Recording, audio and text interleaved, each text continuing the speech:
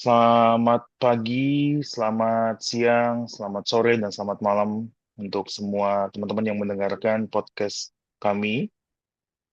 Damai sejahtera Allah bagi setiap kita. Pada sesi kedua ini, kami melanjutkan pembahasan tentang Bunda Maria atau Ibu daripada Tuhan kita Yesus Kristus. Tidak sedikit orang-orang yang menyebut dirinya Kristen menganggap Bunda Maria itu sungguh-sungguh manusia biasa saja. Tapi apakah pernyataan itu benar kalau dia sungguh-sungguh manusia biasa saja yang dalam artian gak usahlah dipahami, ya udahlah cuman Mama Yesus doang misalnya kayak gitu. Gak terlalu penting.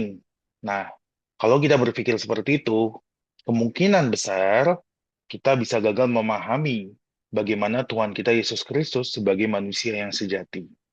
Karena itu, gereja tidaklah baru dalam mengajarkan tentang apa yang disebut sebagai Mariologi. Ada banyak topik terkait dengan pengenalan terhadap Bunda daripada Tuhan kita. Beberapa topik telah kami bahas di sesi yang pertama. Kami membahas mengenai em, relasi daripada Yesus Tuhan kita dan ibunya, Bunda Maria.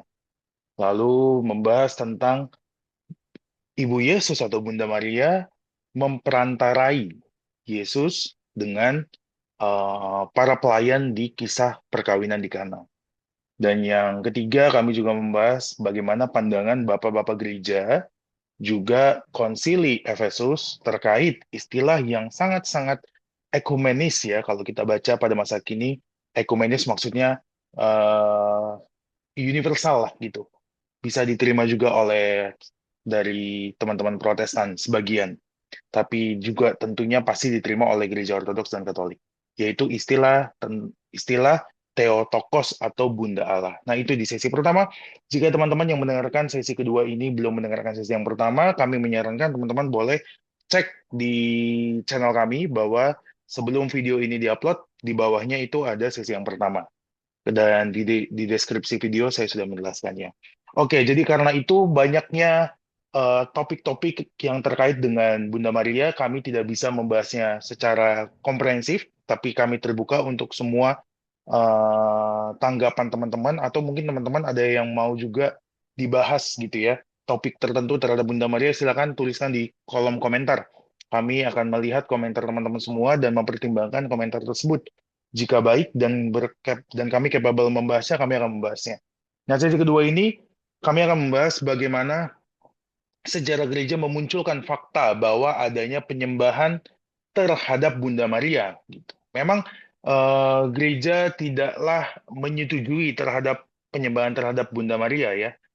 Penyembahan sejati hanya kepada Allah Bapa, Anak Allah Yesus Kristus, dan Roh Kudus, Allah yang datang daripada Bapa dan Sang Anak. Tetapi faktanya ada orang-orang di masa-masa gereja awal, abad 3, abad 4, abad 5 kurang lebih, yang malah menyembah Bunda Maria. Nah, karena itulah di sesi kedua ini kami akan membahas apa itu penyembahan yang keliru terhadap Bunda Maria, dan kami juga akan menyatakan bagaimana ajaran gereja tentang istilah penyembahan, yang diantaranya itu mungkin teman-teman sudah pernah mendengar atau belum pernah mendengar, yaitu dulia, hyperdulia, latria, seperti itu. Nanti kita akan membahasnya juga di sesi kedua ini. Tanpa berlama-lama lagi, kita langsung saja ke pertanyaan yang pertama pada sesi ini.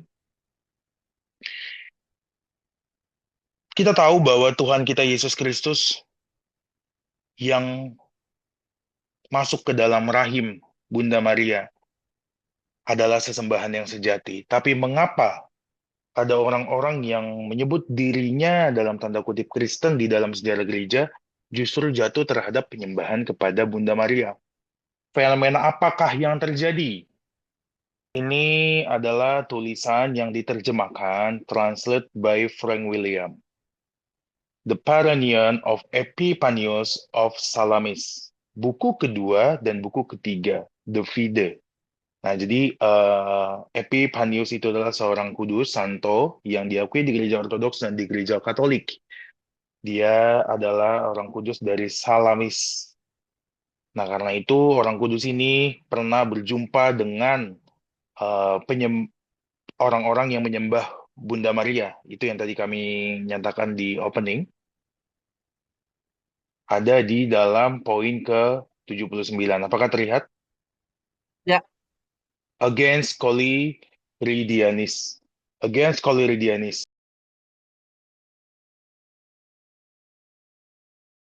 Jadi sebelum kita bacakan ini bersama, saya mau kasih dulu, saya dan Dondo akan memberikan disclaimer bahwa tulisan dari Santo Epiphanius ini terhadap Collyridian ini sangat panjang, dan kalau kita bahasnya detail, kayaknya waktunya juga butuh akan panjang. Tanpa betul. bermaksud untuk menyederhanakan, kami akan membahas bagian-bagian intinya. Apa itu? Yaitu ini. Collyridians who offer a loaf, atau loaf itu kan roti ya, Don ya. Who Mm-mm. offer a loaf in the name of this same Mary on a certain set day of the year. I have given them a name to correspond with their practice and called them Collyridians. Nah, Collyridians ini adalah nama yang disandangkan kepada mereka karena mereka mempersembahkan roti kepada Bunda Maria gitu. Roti di sini, nih, saya telah memberikan mereka nama yang sesuai dengan praktik mereka dan menyebut mereka Collyridians. Roti di sini itu berbicara tentang altar, berbicara tentang konsekrasi roti dan anggur Ya, tersebut. Yang kita tahu oke. jelas bahwa perjamuan kudus adalah tubuh dan darah Kristus. Yes. Roti itu menjadi tubuh, cawan itu, piala itu menjadi darah Kristus. Dan itu hanya dipersembahkan kepada Bapa. Karena Yesus Kristus Tuhan kita menjadi persembahan yang sempurna di hadapan Bapa, bukan untuk Maria. Maria Ya, bukan juga cuman alat. Jadi Maria juga tidak bisa kita pandang ini hanya alat gitu. Habis dipakai bisa dibuang. Tidak seperti itu. Allah tidak menjadikan Bunda Maria sebagai apa ya bilangnya ya, objek gitu, yang sekedar digunakan lalu dibuang. Pakai saja rahim Maria untuk anak Allah Yesus Kristus Tuhan kita lahir di sana, tidak. Maria memang dipersiapkan oleh Allah Bapa sebagaimana dia adalah pencipta yang agung untuk kelahiran juru selamat kita. Maka Maria sangat eh, dipertahankan subjeknya atau pribadinya sebagai perempuan yang menjaga kesucian, sebagai perempuan Yahudi yang taat terhadap Taurat gitu. Nah, tapi bukan berarti setelah Kristus mati, bangkit, dan naik ke surga, Roh Kudus dicurahkan, kita malah menyembah Maria. Tidak seperti itu juga. Tapi ya, orang-orang Koliridian yang dinamakan oleh Santo Epifanius ini memberikan kurban atau tubuh Kristus sebagai Bunda Maria itu salah, itu sangat keliru. Karena yang layak menerima sesembahan atau ketaatan sempurna daripada Tuhan kita hanya Bapa. Sebab hanya Kristuslah anaknya yang tunggal. Maria adalah ibu daripada Tuhan kita Yesus Kristus dan tidak dipersembahkan kepadanya roti atau ekaristi tidak dipersembahkan kepada Bunda Maria. Oke, kita akan lebih dalam cari tahu gimana sih konteksnya Koliridian ini. Jadi Epiphanius, Bapak Gereja ini melawan Koliridians yang membuat persembahan kepada Maria atau tubuh Kristus dipersembahkan. Tidak equal, sama sekali tidak equal. Maria adalah manusia, tapi dia memang menjaga kesucian hidup. Tapi Kristus adalah manusia suci dan juga Allah yang sejati. Maka tidak equal memberikan persembahan Kristus, ketaatan tubuhnya disalib bagi Maria, tapi sangat-sangat equal jika diberi persembahan kepada Allah Bapa di surga. Nah, ini kurang lebih saya menghitungnya ada 15 halaman sampai 20 halaman kalau saya tidak salah setelah saya tadi cross check lagi. Kita tidak akan bacakan detailnya dan tipe kami bukanlah untuk apa ya, membacakan teks-teks doang. Kami akan memberikan tanggapan juga terhadap teks-teks yang kami paparkan di sini. Santo mengatakan, for as long ago, those who from an insolent attitude towards Mary. Jadi karena dahulu kala mereka karena bersikap kurang ajar terhadap Maria merasa perlu mencurigai hal-hal ini sedang menabur kecurigaan yang merusak di benak orang-orang people's mind. So this person who lean in the other direction are guilty of doing the worst sort of harm. Jadi ada orang-orang yang curiga terhadap Bunda Maria gitu. Jadi ada orang-orang yang Oke. tidak hormat terhadap Maria, tapi juga ada orang-orang yang malah berlebihan terhadap Bunda Maria. Itu di nomor 1,1 itu dia menuliskan di atas. Nah, kenapa dikatakan seperti ini? Inilah yang menjadi konteks dari Santo Epipanius, bahwa dia menemukan kelompok yang anti terhadap Bunda Maria dan juga justru malah mempersembahkan roti kepada Bunda Maria, gitu. Nah, di sini Santo Epipanius mengatakan kedua sekte for the harm yang saya tandai biru dan by both of this sect is equal. Mereka berdua itu sama aja sekte ini.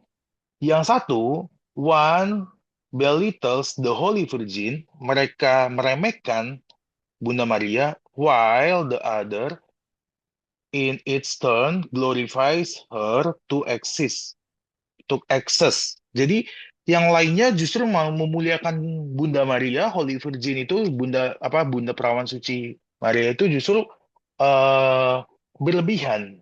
Yaitu tadi koliridian itu konteksnya di sana. Nah, di sini kita langsung kepada beberapa core-nya ya.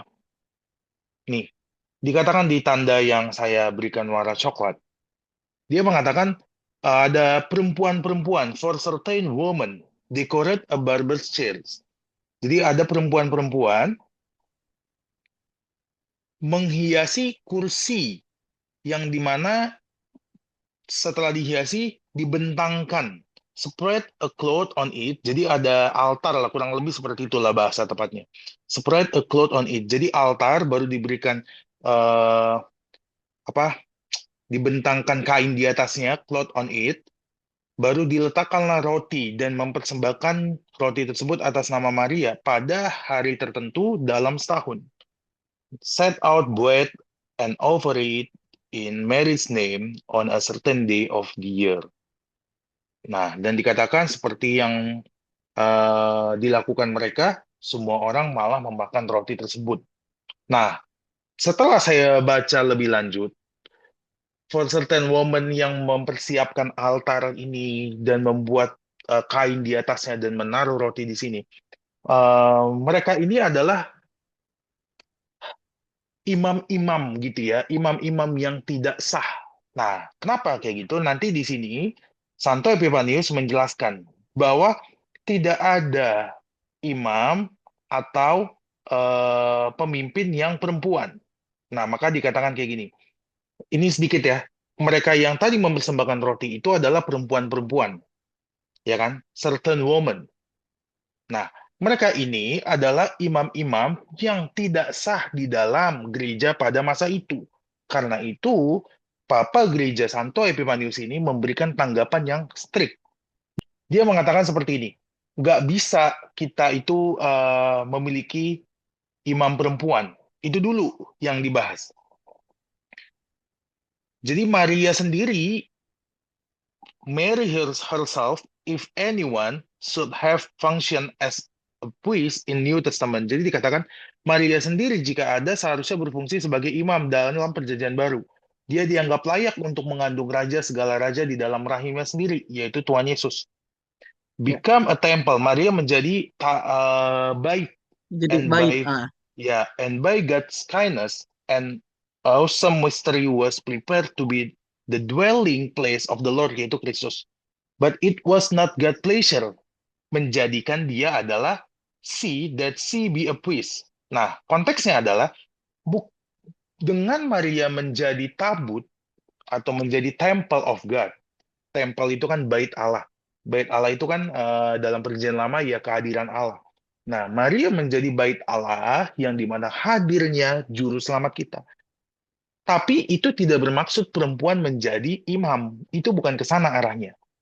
Kalau misalnya kita bilang eh, ada beberapa pelayan perempuan di Perjanjian Baru, tapi itu bukan imam gitu. Nah, Maria memang adalah bait Allah yang dalam konteks ini Kristus hadir di dalam womb-nya. Nah, jadi maksudnya kan di dalam di womb-nya Maria Oke, Kristus hadir. Jadi dia menjadi temple of God. Tentu oke. ada bait Allah, tapi Maria menjadi temple of God yang dimana Allah hadir secara langsung. Tapi bukan berarti Maria menjadi imam. Nah, itu konteksnya ya, konteks dasarnya yang dimana nanti kita lihat, tadi kita sudah lihat bahwa ada beberapa perempuan-perempuan yang membuat meja, baru menaruhkan kain di atasnya, dari menaruh roti di sana dan mempersembahkannya kepada Maria. Disitulah masalahnya, ada imam-imam KW gitu, imam-imam gadungan yang pada dasarnya tidak diperbolehkan perempuan menjadi imam. Nanti lebih keras Hmm. lagi memang kalau kita baca, teman-teman nanti bisa baca tulisan ini, saya akan paparkan linknya, silakan download gitu.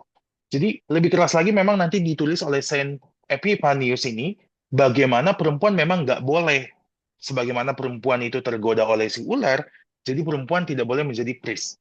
Tapi bukan berarti dalam konteks ini Oke. gereja meremehkan perempuan. Sebaliknya Bunda Maria menjadi temple of God yang dimana the Son of God itu dwell di dalam eh, rahim Maria kan, nangkap ya Don ya. Ya, Jadi intinya di sini tuh yang mau dibahas oleh Saint Epiphanius adalah bahwa masalah penyembahan terhadap Maria dimulai dari hadirnya munculnya imam-imam perempuan dalam tanda kutip. Mereka malah mempersembahkan roti itu kepada Maria. Yang sebenarnya roti tidak dipersembahkan kepada Bunda Maria. Nah, ini diperjelaskan juga oleh Saint Epiphanius ya. Bagian 4,6, 4,6. Yes, of course, Mary's body was holy, but she was not God. Yes, the Virgin Mary was indeed a virgin and her honored as such, but she was not given us to worship. She worship Him. Maria justru menyembah Allah, who though born of her, her flesh. Jadi justru dia menyembah Allah yang lahir di dalam tubuhnya, has come from heaven, from the bosom of his father. Lihat gak ini? Nih. Jadi hmm, tubuh Maria memang kudus, suci memang. oke. Nanti itu ada spesifik topik bagaimana Maria itu eh apa namanya? Dipilih Allah suci dalam kandungan ibunya. Tapi itu nanti perdebatannya panjang, diskursusnya panjang, bagaimana gereja Ortodoks dan gereja Katolik menyebutnya apa gitu ya. Nah kita tidak ke sana lebih dalam dulu. Tapi di sini Saint Epiphanius abad keempat udah ngomong bahwa tubuh Maria itu memang kudus. Karena dia adalah orang yang taat pada Allah seturut Taurat dalam Perjanjian Lama. Dan Maria bukan disembah. Kita itu justru bersyukur kepada Allah karena ada perempuan yang menjaga kesucian hidupnya. Maria justru she worship him who though born of her flesh has come from heaven, yaitu Jesus, from the bosom of his father. Justru dia menyembah pada anaknya, yaitu Yesus Tuhan kita. Yang dimana yang mau disampaikan di sini adalah Saint Epiphanius itu sekali lagi negasin tadi di frasa akhir bahwa Maria itu bukan untuk disembah, justru Maria malah menyembah Tuhan kita, Tuhan yang sama kita sembah. Oke, sampai di sini. Sebelum saya paparkan artikel dari salah seorang Katolik yang pembacaannya sama seperti saya, nanti saya munculkan, saya mau minta Bro Dondo berikan tanggapan terhadap paper ini. Yang pertama dari Saint Epiphanius, silakan. Oke, makasih.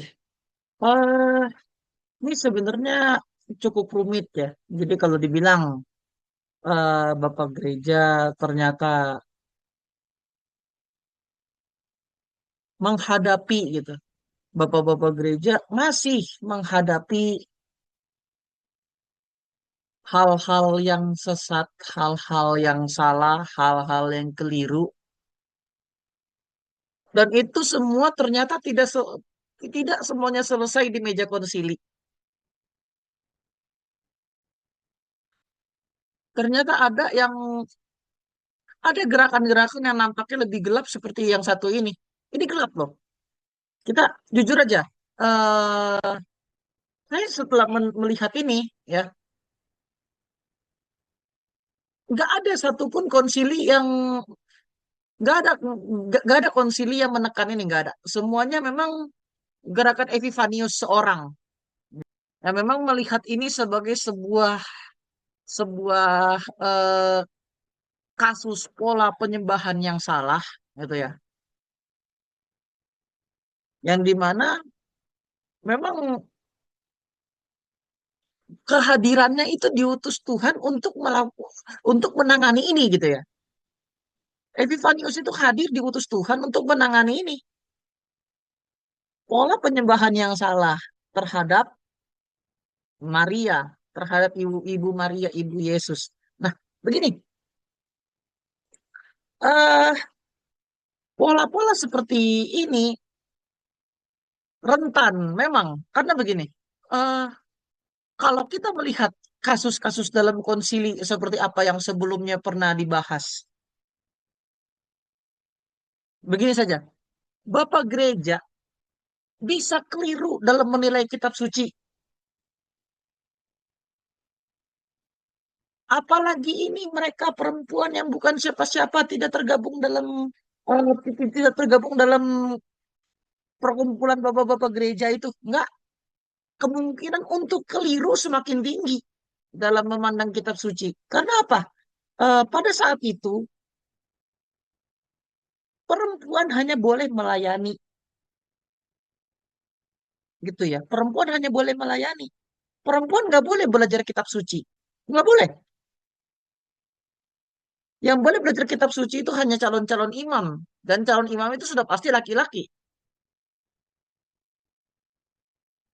Khususnya mereka yang memang memberi diri untuk melayani Kristus sepenuhnya, gitu ya. Memberi diri melayani Kristus sepenuhnya dengan apa? Ya, belajar kitab suci, beri seluruh hidup untuk Bible study. Dan ya, hasil dari Bible study belum tentu belum tentu menciptakan kesepakatan yang memang sama. Buktinya konsili-konsili yang sudah ada. Kita nggak bisa menilai kalau bapak-bapak gereja yang hadir dalam konsili itu adalah orang-orang yang bodoh. Enggak. Mereka itu justru orang-orang yang hebat, lebih hebat dari siapapun, bahkan lebih hebat dari kami. Siapa kami kalau misalnya dibandingkan sama mereka gitu. Tapi bahkan sekelas mereka pun bisa keliru.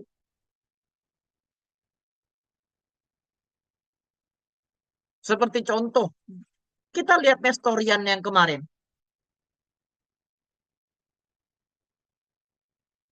Injil sudah lengkap, Injil sudah dibukukan. Masih bisa ada orang yang menilai Yesus Kristus hanya dari satu kitab suci, yaitu Injil Matius. Gitu. Seperti apa yang dilakukan oleh Nestor. Padahal kalau memang kita ingin sepenuhnya mengenal Yesus Kristus, kita harus melihat semua Injil. Karena dalam semua tulisan Injil itu menggambarkan Yesus Kristus dalam sudut pandang yang sangat, dengan sudut pandang yang berbeda. Contoh, eh, Matius secara Yesus secara historis memang benar-benar jalan hidupnya Yesus Kristus. Itu ditulis oleh Lukas, murid Rasul Paulus. Yesus Kristus dalam cara pandang orang Yahudi. Yesus Kristus hidup sebagai orang Yahudi. Itu ditulis oleh Matius. Dan ya, satu orang lagi yang menulis Yesus dalam sisi ketuhanan dan dalam sisi kealahan, yaitu Injil Yohanes. Nah, kesalahan Nestor yang adalah seorang bapak, kesalahan Nestorius yang adalah seorang bapak gereja itu adalah tidak membaca Injil Yohanes, sehingga ia menyimpulkan Yesus Kristus dengan cara yang salah.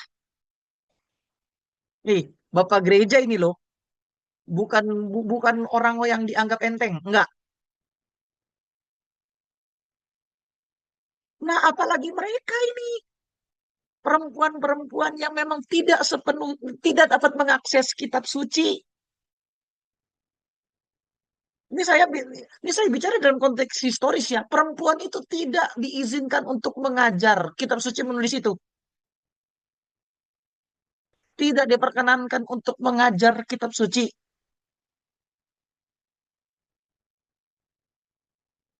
Tapi yang dilakukan oleh mereka itu adalah sebuah kekeliruan yang sangat parah. Apalagi mencondongkan diri ke pola penyembahan yang salah, yaitu menyembah Ibu Yesus Kristus.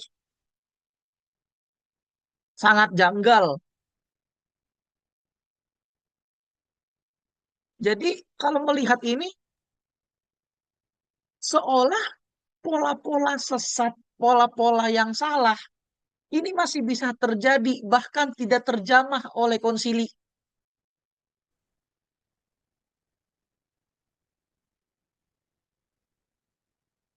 Artinya apa? Kemungkinannya akan sangat besar di dunia modern ini. Hal-hal yang seperti ini pun masih bisa ada. Hmm. Mem- Memang nggak spesifik. Memang nggak spesifik seperti kolor apa seperti Koridian ya, nggak spesifik. Ya. Tapi pola-pola seperti ini pasti akan ada. Karena apa? Gereja lewat konsili tidak lagi mengontrol secara ketat Interesting. pola-pola yang salah atau mungkin cara pandang yang keliru. Kemungkinan atau kekeliruan-keliruan ini kemungkinan akan semakin akan semakin besar terjadi gitu ya. Karena ya orang semakin bebas dalam memandang kitab suci. Gak ada pattern gitu ya, nggak ada pola yang nggak ada pola yang baku, nggak ada pola yang paten, nggak ada. Kalau kita berkaca pada konsili, itu menggambarkan pola cara pandang, eh, pola tafsir itu sangat paten, diajarkan semua. Bagaimana cara memandang kitab suci yang benar sesuai acuan bapak-bapak gereja. Jadi konsili itu penting.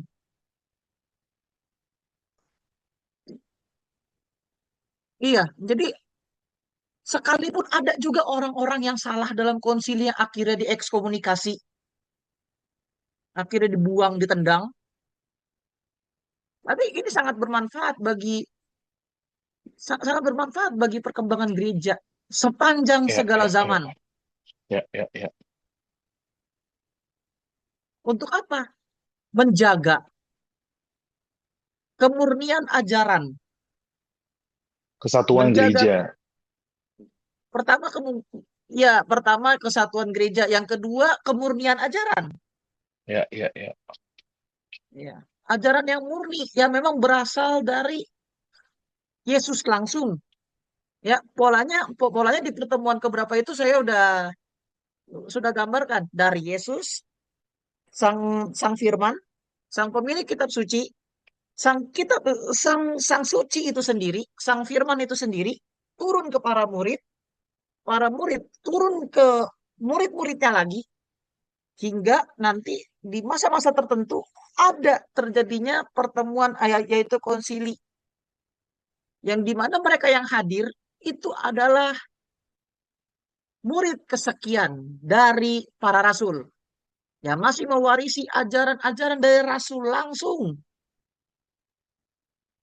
yang menangkal ajaran-ajaran yang salah di abad-abad pertama maupun abad kedua sampai nanti di tahun 325 di abad keempat konsili pertama kali diadakan. Jadi ketika melihat ini sekali lagi ya, jadi ketika melihat ini seharusnya kita semakin awas di zaman modern ini. kita semakin awas harusnya. Oke, oke, oke, oke. Nah, jadi eh, tanggapan yang menarik dari Dondo adalah pertama tadi konsili tidak menjawab semua. Artinya gini, Koliridianism ini kan tadi ditanggapi oleh Saint Epiphanius gitu ya dari Salamis. Artinya ini tulisan yang tidak di dalam konsili. Tapi bukan berarti tulisan ini tidak absah. Konsili membahas tentang Theotokos. Di sesi yang pertama, kami mengutip Efesus, Konsili Efesus di abad kelima terkait Theotokos. Itu clear ya, gitu. Karena memang saat itu Nestorius adalah uskup ya. Dia uskup juga kalau saya tidak salah ya kemarin itu di sesi satu dan Betul, dia betul dia uskup. betul. Jadi uskup bisa salah paham juga, maka konsili bertindak. Nah, pada konteks ini yang dimaksudkan Dondo tadi adalah bahwa mungkin konsili tidak menjawab secara rinci fenomena koliridianism, tapi ada bapak gereja yang berfungsi untuk menggembalakan, mengajar umat, menjaga kesatuan gereja, ajaran yang sehat, yaitu Saint Epiphanius dari Salamis. Nah, pada konteks inilah makanya Dondo menyuarakan kondisi yang lebih parah, yaitu di masa kita kini. Dan di mana di masa kini justru semakin liar gitu. Nah, jika konsili saja tidak bisa spesifik menjawab semua, memang artinya kan konteks zaman itu konteks lokal itu kan banyak ya. Konsili itu memang nanti para Betul. uskup dari setiap lokal dipanggil. Nah, memang juga artinya bisa semua terjangkau, tapi ada juga lah miss-missnya dikit. Tapi syukur pada Allah bahwa Saint Epiphanius ini bisa menjawab kondisi-kondisi lokal termasuk Koleridianism ini tadi. Dan di Ya, bukunya dia menjawab para heresi-heresi atau ajaran-ajaran yang keliru. Nah, pada masa kini, banyak gereja, kita udah bahas di salah satu topik, bahwa gereja ada banyak yang mana yang benar, justru malah memunculkan banyak orang aku gereja, nanti dari situlah bisa ngeklaim ajaran kami benar, ini dan itu. Nah, jika kita mengerucut balik lagi ke dalam topik Mariologi ini, udah ada dua pemahaman yang ditanggapi oleh Saint Epiphanius. Pada konteks ini, dia menanggapi pemahaman yang keliru pada nomor dua. Nomor satu adalah orang-orang yang curiga terhadap Maria. Yang kedua adalah justru orang-orang yang berlebihan kepada Maria, Bunda Yesus. Nah, kalau kita lihat di masa kini, dua konteks ini yang dihadapi oleh Saint Epiphanius, bukankah ini ada orang-orang yang mengaku dirinya gereja menganggap Maria itu cuman alat doang. Jadi seakan-akan Allah itu menciptakan manusia menurut kepentingannya Allah doang. Kita tuh tidak eksis sebagai manusia atau sebagai pribadi. Tidak. Allah menciptakan kita dalam eksistensi kita juga. Makanya ketika dikatakan perawan Maria itu suci, memang karena Maria menjaga kesuciannya dengan kesadaran taat kepada Allah. Maka kalau dikatakan kesadaran Maria yang taat pada Allah ketika malaikat Gabriel datang, lalu orang-orang masa kini berpikir, ah enggak kok, Maria cuma alat. Loh, berarti Maria yang sadar taat ini bagaimana nih pertanggungjawabannya? Kalau dia cuma mau dipinjam Allah supaya Yesus lahir, berarti eksistensi Maria, pribadi Marianya bagaimana? Kita tidak melihat dia sebagai bunda yang benar-benar manusia dong. Sedangkan Yesus menjadi manusia karena bundanya. Itu ada terjadi di masa kini. Maria itu tidak perlulah dihormati atau tidak perlulah Maria dihargai sebagai bunda Allah. Tidak perlu dipanggil Theotokos. Itu kata Nestorius kan. Itu abad kelima udah ada pemikiran gitu. Masa kini juga ada kayak gitu. Ada juga masa kini yang tadi kayak gejala nomor satu yang malah menganggap rendah Maria, curiga sama Maria gitu. Skeptis itu kan bisa menjadi jalan ya. Skeptisisme itu artinya kita tidak anti terhadap pemikiran skeptis. Tapi kalau justru karena skeptis kita menentang ajaran gereja, maka yang perlu dipertanyakan adalah cara berpikir kita. Jangan sampai kita membuat cara berpikir kita yang justru lain daripada ajaran gereja. Nah, ajaran gereja itu perlu komprehensif, perlu holistik, perlu universal. Gak bisa cuman gara-gara kita hidup di abad 21, kita menghakimi abad-abad terdahulu. Itu nomor satu. Curiga terhadap Maria. Nomor dua, Apakah ada juga gereja-gereja yang justru malah menyembah Maria seakan-akan dia Tuhan dan Allah? Ada juga. Di abad ke berapa tadi? Abad keempat, Saint Epiphanius pun udah menanggapi tadi yang malah ada imam-imam KW yang perempuan gitu. Di mana mereka malah mempersembahkan roti atau ekaristi kepada Maria. Itu nggak boleh. Di masa kini mungkin ada gereja-gereja yang bukan Katolik justru malah eh, rotinya dipersembahkan kepada Allah sih, tapi ya tidak tubuh dan darah Yesus. Kita udah bahas itu sebelumnya tentang tubuh dan darah Yesus. Tapi ada juga mungkin di gereja Katolik umat umat ya atau di gereja Ortodoks yang malah umat salah paham. Mungkin itu ada, bisa gitu. Kenapa? Karena ya namanya si jahat, namanya ajaran yang keliru, selalu bisa datang, menyerang setiap manusia. Iblis pun pernah mencoba Yesus dengan ayat kitab suci gitu. Nah, yang perlu kita perhatikan adalah ada dua sisi makanya. Mereka yang anti terhadap Bunda Maria, kemungkinan besar adalah mereka yang non-Katolik dan non-Ortodoks. Sebaliknya mereka yang bisa jadi menyembah Maria seakan-akan dia ada Allah, bisa jadi juga lahir dari Katolik dan Ortodoks. Tapi dalam sejarah gereja sebenarnya, tadi Koliridianism itu sudah dianatema. Santo Epipanius ini adalah orang kudusnya Ortodoks dan Ortodoks dan Katolik. Gitu. Nah, karena itu teman-teman semua terhadap Koliridianism ini, kita sudah bisa melihat bahwa Bunda Maria itu adalah Bunda Kristus, Bunda Allah. Bunda Kristus ini merujuk kepada kemanusiaan Yesus. Bunda Allah ini merujuk kepada kealahan Yesus. Jadi keduanya itu penting. Kita nggak bisa cuma bilang Bunda Kristus gitu. Kita bisa bilang Bunda Allah tentu, karena kalau kita Yesus udah bilang Yesus itu adalah Allah, pasti dia juga manusia karena kehadiran Yesus inkarnasional kan kayak gitu. Nah, sampai di sini kita akan menemukan kita akan melihat sama-sama satu artikel terakhir dari Patrick Madrid ya, Collyridianism ya. Ini balik lagi untuk memahami singkat saja. Tadi kan sudah ada Bapak Gereja dan penulis masa kini juga Patrick Madrid. Madrid juga mengutip Saint Epiphanius memang. Nah ini abad keempat, abad kelima ya. Foundernya tidak diketahui siapa, tapi dia adalah imam-imam perempuan gitu. Rujukannya adalah Saint Epiphanius tadi, karena dia lebih dekat konteksnya. Nah, dia mengatakan, si Patrick ngomong kayak gini, background kontroversinya adalah most of the early heresies were Trinitarian and Christological in nature. Jadi, rata-rata tuh ajaran yang keliru itu selalu bersoal dengan Trinitas dan Kristologi. Tapi Collyridianism stood alone as a heresy that sought to deify, jadi mengilahikan the Blessed Virgin Mary. Little is known about the movement theology. Not even the names of the group's leader are mentioned. Jadi pemimpinnya nggak ketahuan siapa sih, gitu. Oh ya, sekte ini Sekte-sekte. excessive Marian devotion develop into the idolatry of Mary worship. Jadi devosi kepada Maria itu apa? Nanti kita akan lihat juga ya. Ada namanya penghormatan ke Para Kudus dan Bunda Maria. Tapi devosi ini malah dibikin jadi penyembahan, idolatry. Nah, memang ini penyimpangan. Tapi memang lahir dari gereja karena kita menghormati Bunda Allah gitu. Poinnya di sana. Details about the Collyridians are scanty, but one of the few specific we know of them is that at their liturgical service, bread was offered as a sacrifice to Mary.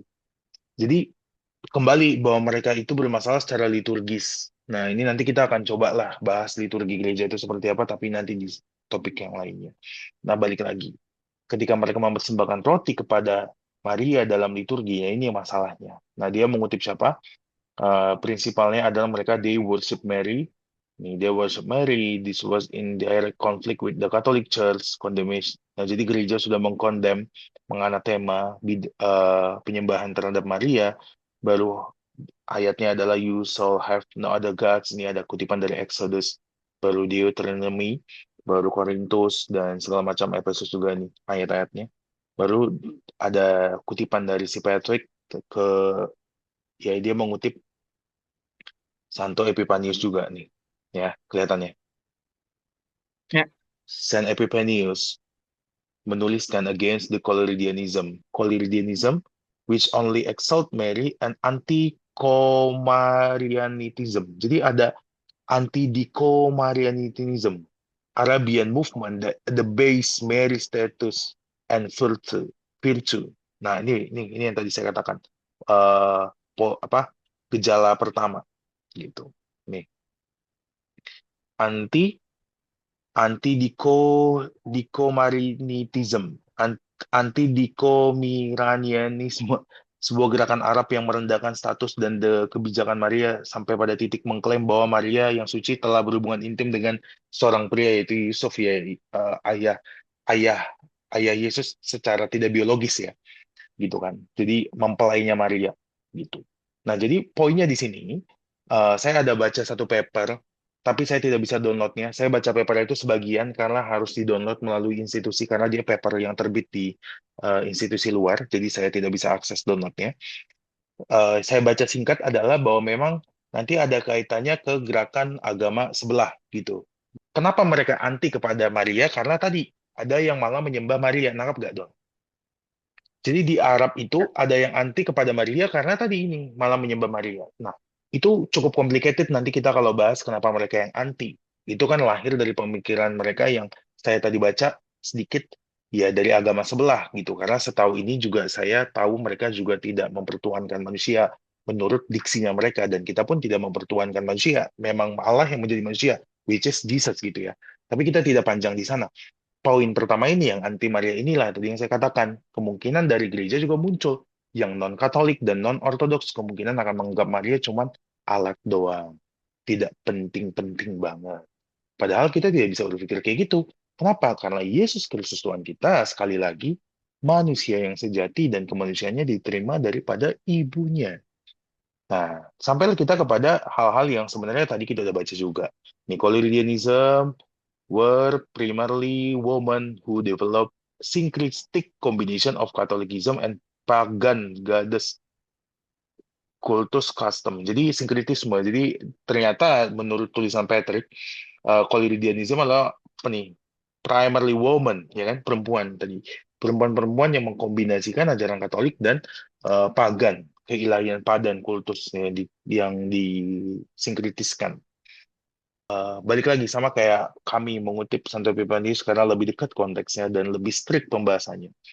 With Santo Epiphanius, we can say, ini menutup perkara Coleridgianism ya. With Santo Epiphanius, we can say that anyone who worship Mary or any other creature is committing idolatry and must be rebuked. Ini Patrick ada mengutip tentang Hypermarian gitu ya. Coleridgianism is seen today is various form baru gitu ya. Namanya Hypermarian groups and writers who overly exalt Mary and focus on her to the exclusion or near exclusion of Christ are guilty of something approaching idolatry. Modern feminism is the source of the recycled Coleridgianism to worship a mother goddess and seeks to reimage God in female terms. Jadi feminism juga ada muncul di masa kini, di mana konteksnya adalah sama seperti perempuan-perempuan tadi yang mengangkat dirinya jadi imam, melayani altar, padahal itu nggak bisa gitu. Masa kini itu hypermarian yang telah mengagungkan Maria, fokusnya kepada feminisme dan segala macam gitu kan. Mereka menyembah berhala dalam konteks ini gitu. Nah, feminisme modern dalam konteks ini ya daur ulang dari Coleridgianism menurut Patrick, si penulis artikel ini. Begitu. Oke, teman-teman semuanya, kami mengencourage teman-teman juga untuk menambahkan resource bacaan atau jika ada tanggapan terhadap Coleridgianism ini silakan. Kenapa kami mengangkat ini? Karena memang isu ini real di dalam sejarah gereja. Kita tidak bisa hanya menampilkan gereja itu tanpa ada dinamikanya. Kita harus menampilkan gereja sebagaimana gereja berhadapan dengan kehidupan bergereja gitu. Ada orang-orang yang sinkritis kayak gini, baru bagaimana tanggapan gereja. Saint Epiphanius sudah menyatakan ketegasannya, dan itu menjadi acuan bagi gereja karena dia juga adalah orang kudus di gereja Katolik dan gereja Ortodoks. Oke, Karena itu kita akan masuk ke dalam poin kedua pada sesi ini, di mana kita udah melihat bahwa Maria itu adalah Bunda Allah, baru kita melihat bahwa Maria tidak disembah tapinya, kita juga akan melihat bagaimana istilah-istilah yang muncul terhadap eh, penyembahan ya, kata penyembahan di dalam ajaran gereja. Apa sih yang mungkin teman-teman pernah dengar atau pernah tahu, pernah dengar atau sudah tahu tentang dulia, hyperdulia. Nah, karena itu saya akan paparkan penjelasannya dan kita akan menyimak bersama.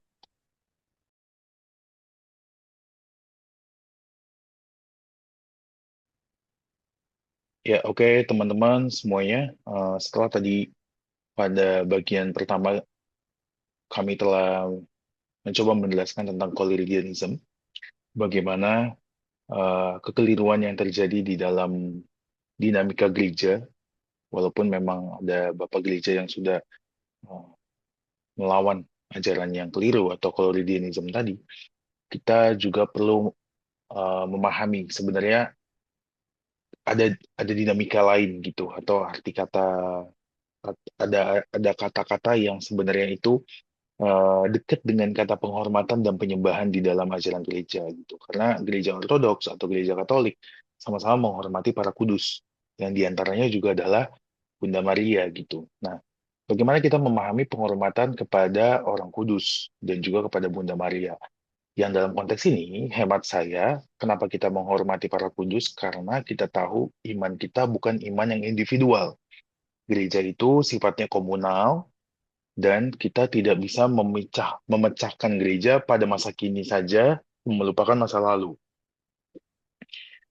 Kita nggak bisa membawa gereja hanya demi relevansi masa kini, lalu meninggalkan tradisi. Gitu. Jadi, bahwa nadi gereja itu tentu ada di masa lampau, bapak-bapak gereja. Tapi gereja juga hidup pada masa kini. Nah, penghormatan, respect, atau devosi kepada para kudus itu seperti apa? Mungkin teman-teman yang non-Katolik uh, masih sulit menerima fakta ini, tapi yang mau kami adakan dalam diskusi poin kedua ini, setelah tadi Coleridgeanism itu keliru dalam penghormatan, bahkan malah menyembah gitu ya, Bunda Maria dengan penyembahannya dengan memberikan persembahan kepada Maria, itu keliru. Maka pada bagian ini uh, ada yang namanya beberapa istilah yang digunakan. Saya akan paparkan di screen. Saya mengutip dari satu artikel yang ada di web ini. Do Catholics worship Mary and the Saints? Latria versus Julia. Most Catholic, ya kita nggak baca ini detail ya, tapi sebagian saya baca singkatnya ya, sebagian besar umat Katolik langsung dalam terjemahannya, terutama mereka yang memeluk iman Katolik pernah mendengar pernyataan ini of nih umat Katolik menyembah dan berdoa kepada Maria dan para santo gitu kan. Catholic worship and pray to Mary and the saints gitu. Nih. Tapi apakah benar kata worship itu gitu ya? Di sini pernyataan ini ya ini si penulis mengatakan of course we know this statement is not true. Nih. We know this statement is not true because we know we only worship the one triune God, and that our salvation comes only from Jesus. Nah, di paragraf satu ini sudah clear sekali gitu ya, bahwa orang-orang Katolik mungkin bisa jadi salah paham orang-orang tertentu, apalagi mereka yang non-Katolik. Tapi sebenarnya ajaran gereja tidak pernah mengajarkan seperti itu. Buktinya, Coleridgeanism pun sudah dilawan. Nah, sebenarnya kata penyembahan itu seperti apa gitu. Nah, sebenarnya ada kebingungan ya. This conviction actually finds in roots in language and translation. Jadi ada kebingungan di dalam bahasa dan terjemahan yang dimana kita itu tadi langsung bingung ketika ngomongin tentang penghormatan kepada kudus atau kepada Bunda Maria gitu ya. Nah, Thomas Aquinas ada mengatakan Saint Thomas considered honor, adoration, and worship, honor, adoration, and worship as activity that fall under the virtue of justice. Jadi dia bilang penghormatan, pemujaan, dan penyembahan sebagai kegiatan yang termasuk dalam kebajikan dan keadilan. In other words, giving people the honor which they are due by virtue of either who they are or what they have done to earn it. It is to give them justice. Dikatakan oleh Thomas Aquinas. Dengan kata lain, memberikan penghormatan yang layak diterima orang, baik karena siapa mereka atau apa yang telah mereka lakukan untuk mendapatkannya adalah keadilan bagi mereka. Jadi ini ngomongin justice, apa yang kita berikan penghormatan karena itu adil, mereka layak dihormati gitu. Begitu juga misalnya kita melihat orang yang hidupnya tidak jelas gitu ya, atau hidupnya penuh dengan kekacauan, dalam arti ini melakukan hal-hal yang immoral, hal-hal yang tidak adil, tidak mungkin kita hormat kepada dia gitu. Penghormatan ini tidak harus langsung menyembah, tidak, karena Alkitab seringkali berbicara penyembahan itu selalu berbicara adanya kurban gitu. Perjanjian lama, kalau bangsa Israel ingin beribadah kepada Allah, ingin berjumpa dengan Allah, mereka selalu memberikan kurban gitu. Tentu dalam artian kita tidak bisa melihat, ada juga ya dinamika dalam perjanjian lama di mana orang Israel memberikan kurban tetapi hidupnya tidak taat pada Allah. Itu juga tidak disukai Allah. Tapi yang mau kita bahas di sini adalah kata penyembahan itu. Penyembahan di dalam perjanjian lama selalu berbicara adanya kurban. Ketaatan Abraham yang mempersembahkan Ishak, dia sedang menyembah Allah. Dengan ketaatannya mempersembahkan kurban gitu. Nah, bagi Thomas Aquinas, penghormatan honor itu adalah justice. Itu bukan worship. Nah, di sini kita perlu clear. Thomas Aquinas itu sebenarnya ada bisa membahas banyak hal gitu ya. Tapi kita melihat di paragraf ini ada hal yang bagus nih. Saint Thomas clearly define the distinction among these forms of honor to ensure the best practice of justice given the specific context. Nah, jadi Thomas Aquinas tuh mau ngasih tahu ke kita ada penghormatan kepada Tuhan, ada juga penghormatan kepada eh, sesama manusia karena mereka layak seperti itu poinnya. Nah, jadi tidak juga demikian pula kekuasaan kepada Tuhan dan manusia adalah kekuasaan yang setara dengan kewajiban. Nah, di sini poinnya adalah Thomas Aquinas sedang mau kasih tahu ke pembaca atau kepada kita bahwa honor itu bisa kita berikan kepada manusia, tapi worship itu hanya kepada Allah. Dan kita tidak boleh sembarangan juga untuk mengatakan bahwa kita honor kepada orang, tapi ternyata kita malah menyerahkan hidup kita sepenuhnya kepada Dia. Sepertinya kita sedang mempercayai Dia seakan-akan Dia adalah Tuhan. Walaupun kita tidak memberikan aspek-aspek yang ada di dalam penyembahan, seperti memberikan kurban. Nah, ketika kita berbicara penyembahan kepada Allah, kurbannya siapa? Yaitu Yesus Kristus Tuhan kita. Dia adalah kurban yang sempurna. Nah, langsung kita bahas kepada kata yang mungkin sulit dipahami, yaitu latria. Nah, latria, dulia, hyperdulia. Apa sih sebenarnya kata ini? Latria secara harfiah berarti penyembahan. Literally means worship and refers to a form of honor that falls at the liturgical level. Jadi latria itu ada di liturgi. Penyembahan yang merujuk pada bentuk penghormatan yang berada pada tingkat liturgi. Ini ada tulisannya eh, Santo Agustinus di The City of God. Kita ke Dulia sekarang. Thomas then goes on the deal with another type of honor that is owed to created beings. Jadi keberadaan ciptaan. Thomas kemudian melanjutkan pembahasan tentang jenis kehormatan lain yang pantas diberikan kepada makhluk ciptaan karena mereka layak mendapatkannya dengan mengatakan dengan cara ini kehormatan selalu pantas diberikan kepada seseorang karena keunggulan atau superioritasnya because they are deserving of it saying, kata Thomas, in this way, honor is always due to a person on account of some excellence or superiority. Maksudnya di sini, superioritas itu bukan dalam konteks pembacaan yang menindas, bukan. Superioritas ini adalah mereka yang lebih terdahulu, telah lebih dahulu berjuang, mereka yang hidupnya menjadi teladan, gitu. Di situ poinnya. Nah, dulia itu adalah penghormatan, honor. Lalu apa hyperdulia?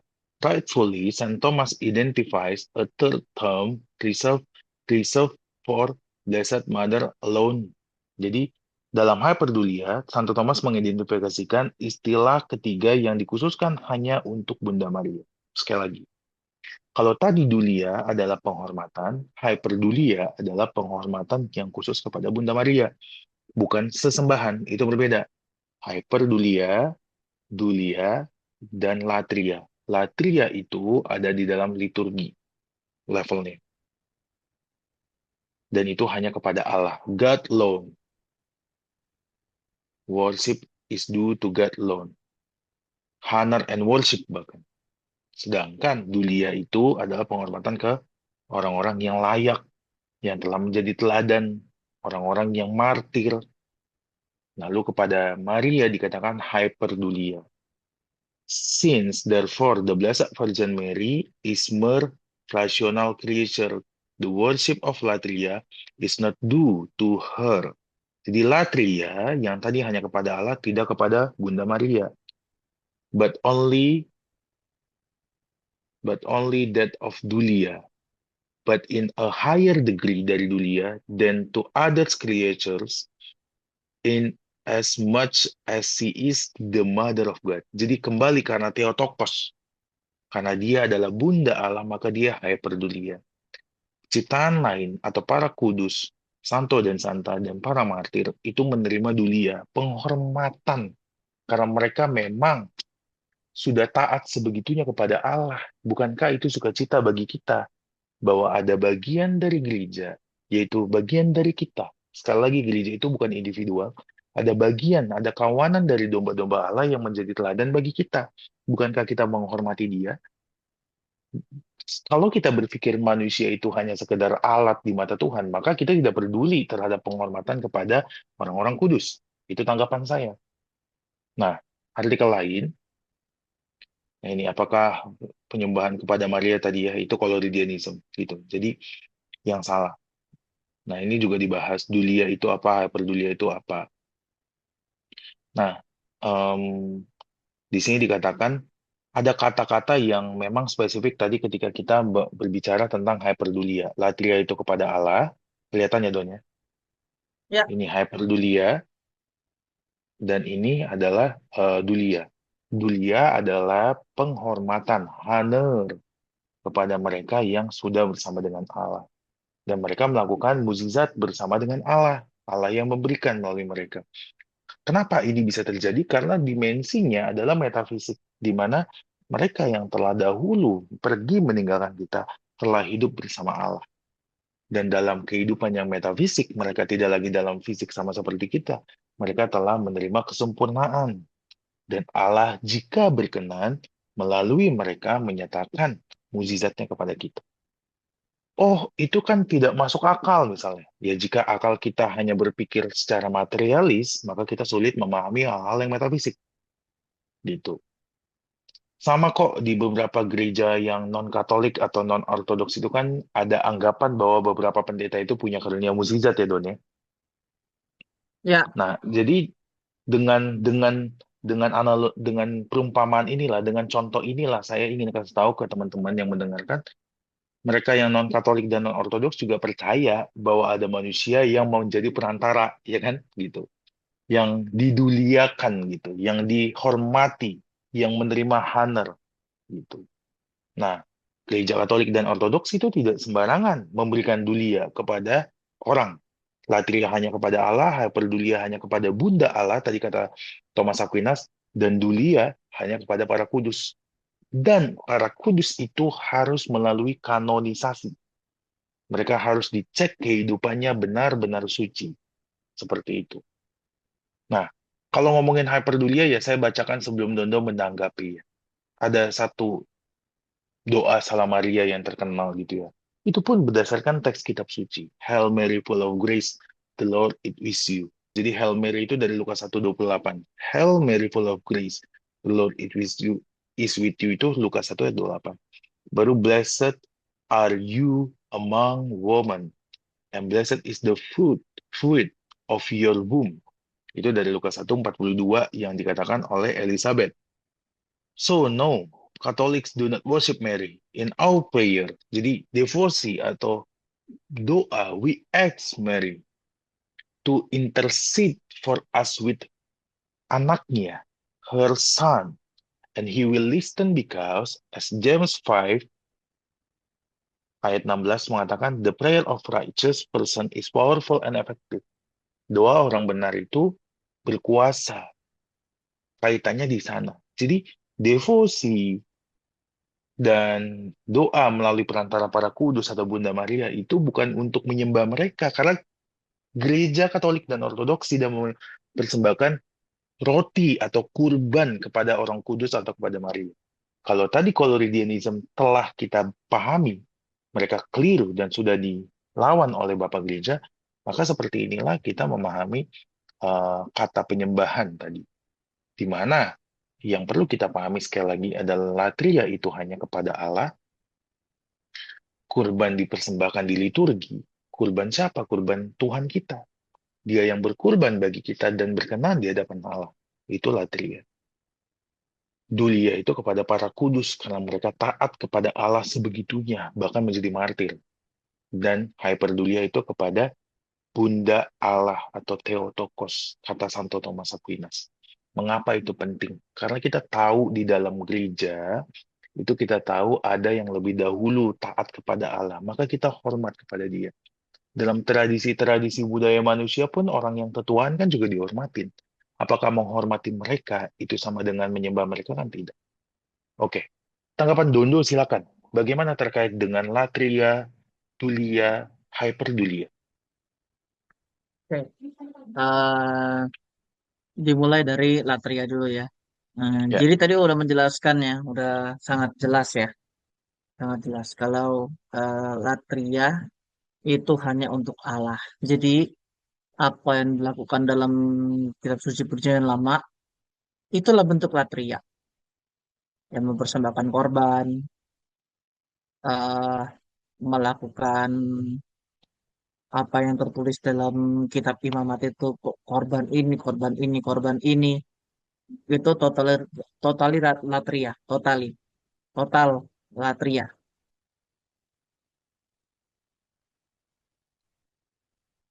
Latria itu hanya untuk hanya untuk Allah yang Maha Tinggi. Contoh lain, melakukan perintah Allah seperti apa yang dilakukan oleh Abraham, itu latria sejati. Sekalipun itu terdengar sangat kejam, yaitu mengorbankan anaknya Ishak.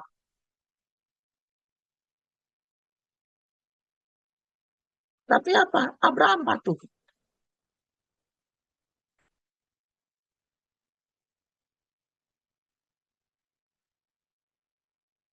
Bahkan Sang Allah sejati pun memberi contoh latria yang sempurna, yaitu pengorbanan sampai mati.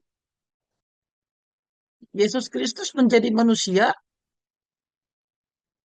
bukan hanya meninggalkan ajaran, bukan hanya meninggalkan eh, makna-makna atau jawaban-jawaban yang sebelumnya hanya sekedar jadi gambar dalam Perjanjian Lama, melainkan dia juga meninggalkan bentuk latria yang sempurna, yaitu penyembahan yang luar biasa terhadap Allah yang Maha Tinggi. Memberi hidup sepenuhnya, bahkan sampai harus mati dan mati di atas kayu salib.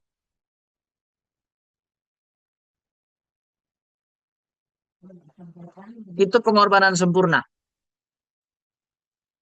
Dan itu adalah bentuk penyembahan Yesus Kristus yang dilakukan untuk Bapaknya.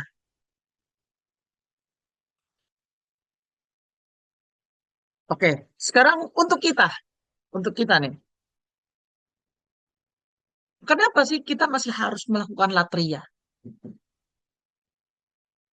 penghormatan terhadap Allah di tempat maha tinggi.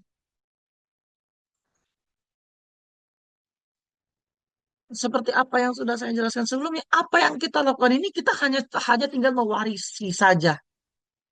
Kita nggak perlu lagi melakukan hal-hal baru, nggak perlu.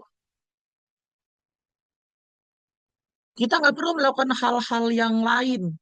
Kita cuma tinggal ikuti aja, ikuti saja apa yang sudah dilakukan oleh Yesus, apa yang sudah dilakukan oleh bapak-bapak gereja, itu kita tinggal ikuti saja.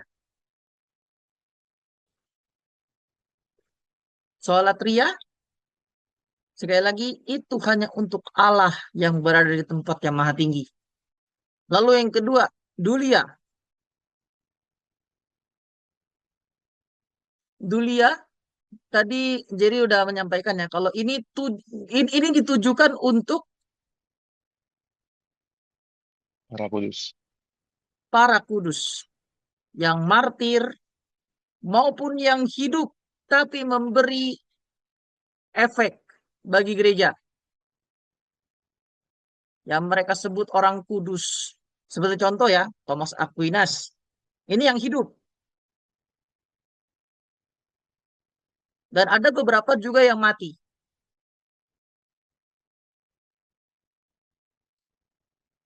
Nah, Dulia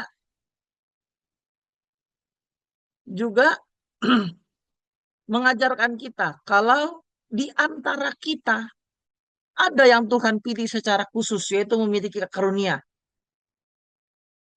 Tapi sekali lagi, enggak semua kita memiliki karunia-karunia itu. Mungkin entah saya, entah Jerry, entah siapa yang memiliki karunia khusus. Tapi sekali lagi, tadi Jerry udah menegaskannya, kalau gereja tidak sembarang memilih orang untuk dihormati.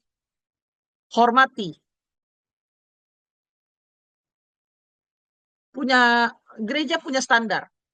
Gereja punya standar, gereja punya pattern, manusia seperti apa yang patut menerima dulia. Jadi sangat jelas. Nah, perkara dulia ini sebenarnya juga ada tercatat dalam konsili. Hmm. Konsili Nisea II tahun 780. Ini mempermasalahkan soal mempermasalahkan soal ini. Orang-orang kudus ini kenapa kita harus menghormati mereka? Apa sih efeknya orang kudus bagi gereja? Dan kenapa mereka kita hormati selayaknya dulia? Gitu. Kenapa?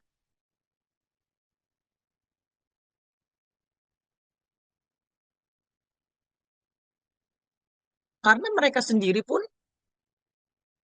hadir, dipilih oleh Allah memang untuk meneguhkan gereja. Dan orang yang berjuang layak diberi jasa. Sama seperti kita melihat pahlawan. Ya, ini analogi. Oke? Analoginya seperti ini.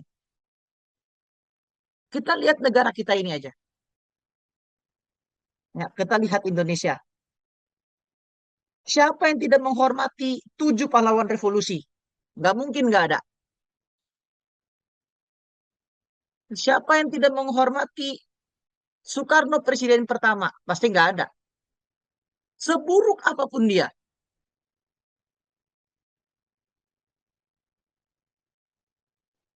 Itu berjasa bagi negara. Apalagi ini berjasa bagi gereja. Bagi pekerjaan Allah di bumi. Tentu layak menerima dulia.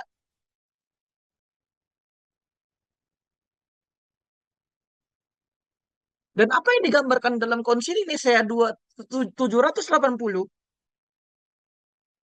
itu juga menegaskan hal yang sama, yaitu mereka layak menerima hormat.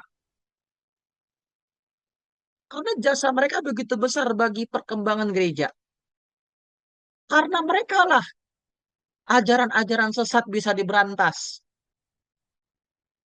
Karena mereka lah gereja masih bisa berdiri sampai hari ini dan tidak terpecah belah, ajarannya terus terjaga. Karena mereka pula, karena mereka juga lah gereja sampai hari ini masih tetap berdiri. Sekalipun kerap kali terjadi perpecahan. Tetapi yang jadi dasarnya tetap kokoh. Sekalipun ada bagian-bagian yang memisahkan diri. Kalau yang perihal memisahkan diri ini masalah ego ya. Ini masalah ego. Ya, nantinya akan lebih spesifik lagi di satu section ya mungkin ya kalau memang ada yang ada perlu pembahasan gitu. Tapi pada dasarnya mereka yang gak mau kembali itu adalah mereka yang terus bertahan pada ego mereka sendiri. Gereja sudah sempurna. Konsili hanya tinggal mempertahankan saja. Konsili, apa yang dilakukan oleh bapak-bapak gereja di luar konsili, seperti yang tadi koloridarianisme itu.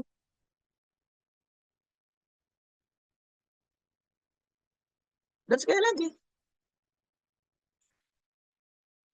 konsili Nisea II menegaskan kalau orang-orang ini yang disematkan titel orang kudus, ya, saint, santo santa, mereka layak menerima dulia karena mereka berjasa bagi gereja. Apapun yang mereka lakukan, apapun, kapanpun dia hidup. Jadi kalau kita melihat ya, sepenuhnya harusnya mereka menerima, harusnya, harusnya mereka layak menerima itu. Bukan berarti tanpa dasar. Sekali lagi, gereja punya dasar dalam menilai mereka untuk menerima dulia.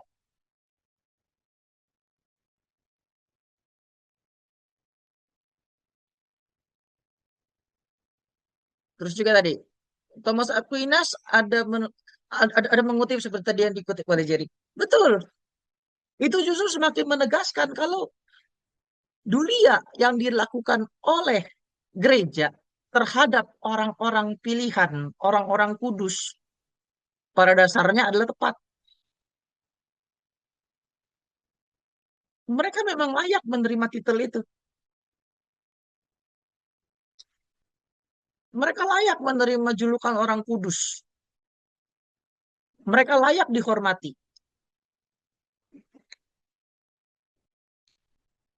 Ya, jadi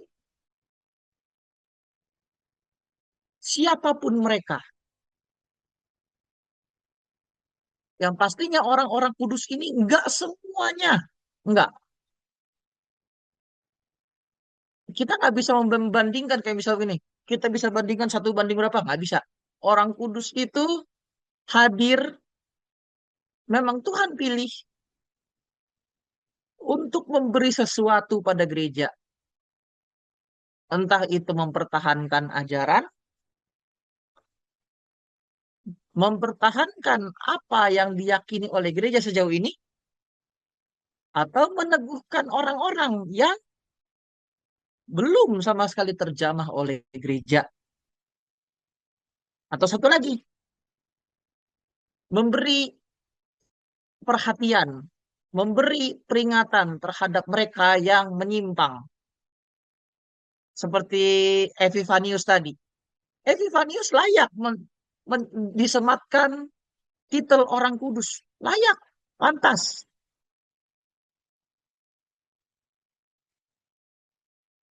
Karena Epifanius berjasa bagi gereja.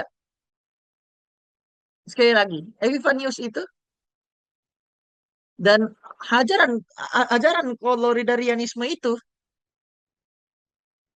tidak terjamah oleh konsili. Justru ini menjadi bukti kalau Allah itu memang benar-benar maha kuasa. Allah mengutus seorang yang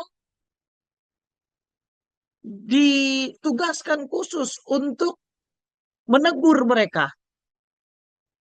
Para perempuan-perempuan yang akhirnya menyembah Bunda Maria itu.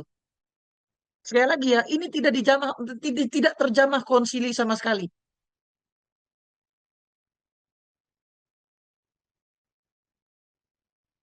Karena ini tidak terjamah oleh konsili, tidak terdetek oleh orang-orang bapak-bapak gereja. Akhirnya Allah mengutus satu orang untuk menegur mereka, yaitu adalah Epifanius. Dan ini harusnya menjadi bukti kalau dia itu layak menerima dulia.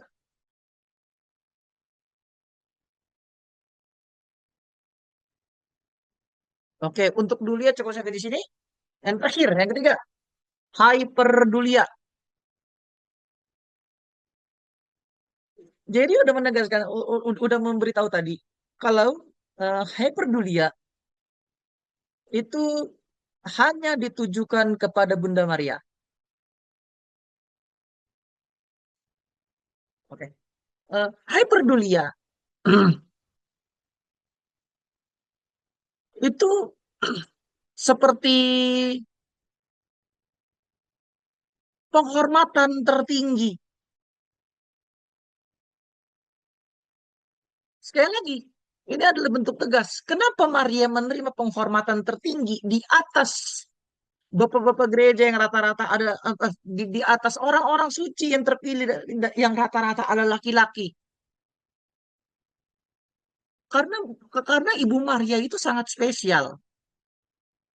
Karena dialah juru selamat dunia, Yesus Kristus hadir di dunia ini. Satu, karena ketaatan dialah Roh Kudus yang nantinya akan bersemayam dalam tubuhnya hingga nanti Kristus lahir, itu bisa terjadi. Yang ketiga, karena kesucian hidup Maria yang tidak bisa ditiru oleh siapapun.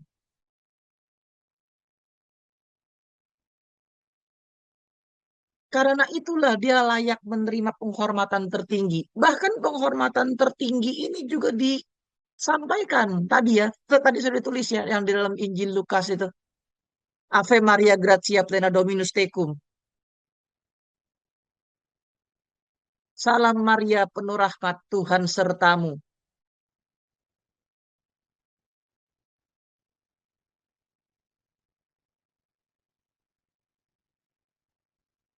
Dan apa yang dilakukan oleh Elizabeth, ini hiperdulia, penghormatan tertinggi.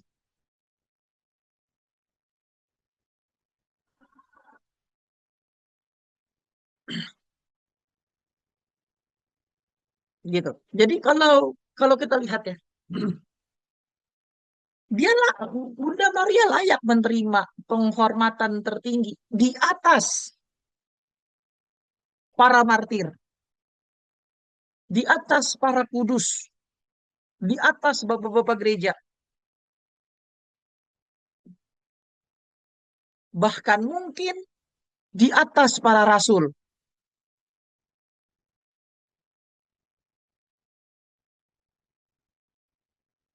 Sebab karena Bunda Maria juru selamat lahir, karena Bunda Maria perjanjian lama tergenapi, karena Bunda Maria rencana Allah yang dalam perjanjian lama itu adalah gambaran, itu adalah simbol, dapat digenapi, dapat dijawab. Semuanya bisa terang benderang lewat pribadi Yesus Kristus yang nantinya akan hadir di dunia lewat dirinya. Itulah sebabnya kenapa Maria, itu sebabnya kenapa Ibu Maria layak menerima penghormatan tertinggi.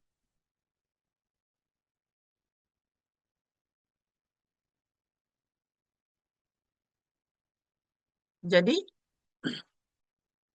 perihal hyperdulia untuk Ibu Maria itu sangat teramat layak, dan tidak bisa disematkan kepada wanita siapapun di dunia ini selain dia. Demikian, jadi terima kasih. Terima kasih Dondo untuk penjelasannya dan menambahkan tadi tentang konsili Nikea yang kedua ya. Ya, Ya, jadi membahas tentang dulia. Nah, penjelasan yang baik dari Dondo dan eh, menjelaskan tiga istilah tadi.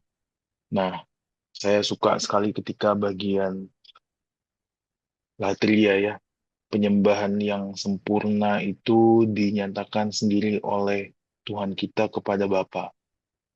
Nah, ini adalah misteri iman kita memang. Artinya, Allah Trinitas itu ketiga yang esa. Maka anak adalah pribadi yang berbeda dengan Bapa, juga Roh Kudus adalah pribadi yang berbeda dengan Bapa. Ketika inkarnasi terjadi, Yesus menjadi manusia dan taat sepenuhnya kepada Bapa. Kita bisa membaca di Getsemani bagaimana dia mengatakan jadilah kehendakmu, gitu kan. Tentang lewatkanlah cawan ini, itu konteksnya ketika lagi di Getsemani. Itulah tria yang sejati bahkan.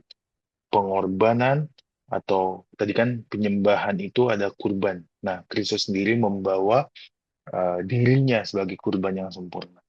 Lalu tadi ada dulia, baru juga hyperdulia itu kepada uh, Bunda Maria, dan itu ada kitab sucinya bahwa malaikat pun melakukan hyperdulia ya, karena malaikat berkata, "Salam, hai engkau yang dikaruniai Tuhan menyertai engkau." Sebenarnya dalam beberapa bagian pembahasan tentang Mariologi juga ada pembahasan tentang kata "Salam, hai engkau yang dikaruniai." Kata dikaruniai itu keikaritomene itu adalah diskursus yang menarik jika kita ingin membahasnya, tapi mungkin di lain waktu kita bisa memperdalam itu karena kata kekaritomene itu jika diperdalam membicarakan tentang bagaimana Allah memberikan rahmatnya kepada Maria dalam kekekalan.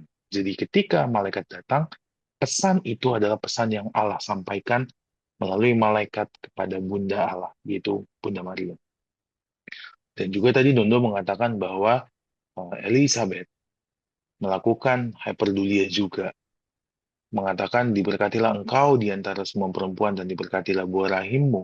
Bahkan dia mengatakan kata Theotokos itu, siapakah aku ini sampai Maria ibu Tuhanku datang mengunjungi aku.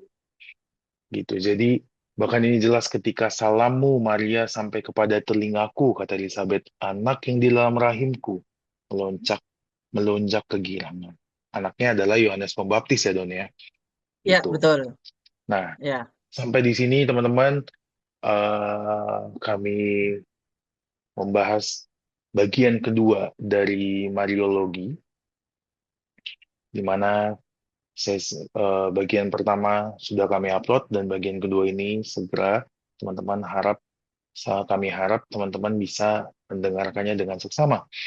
Bagaimana Polorigianism itu adalah penyembahan yang salah karena kurban dipersembahkan kepada Maria dan sudah dilawan oleh Bapak Gereja. Juga kita sudah mendalami tentang apa itu kata penyembahan yang dibagi menjadi tiga tadi.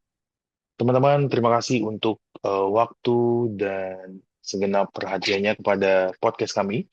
Kami di sini tidak hanya ingin ngobrol berdua, tapi kami juga mengundang teman-teman untuk bertanya mengapa percaya. Silakan teman-teman memberikan komentar berdasarkan pembacaan teman-teman, dan juga kami akan membagikan link-link pembacaan kami yang tadi kami sudah paparkan di bagian komentar atau deskripsi video kami.